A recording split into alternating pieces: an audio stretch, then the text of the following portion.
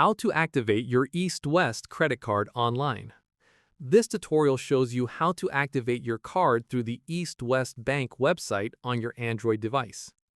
First, open any browser on your Android device, such as Chrome or Samsung Internet. After that, type in eastwestbanker.com in the address bar and tap Go to open the official East-West Bank website. From there, tap on the person icon on the page to open the login section.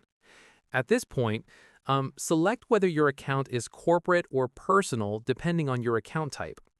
In the next step, if you already have an existing account, tap on Login and enter your credentials to sign in. Following this, if you're a new user, tap on Register and follow the on-screen prompts to create your account first before proceeding. Once done, once you're logged in, you'll see your account dashboard with your available products and services. From here, look for the credit card option and tap on it to open your credit card details. At this stage, tap on Activate to begin the card activation process and follow the prompts to complete it. Finally, once activated, your East-West credit card will be ready to use immediately.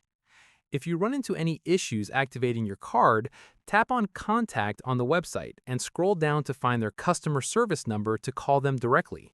You can also reach them through their social media platforms or send them an email for assistance. And that's it.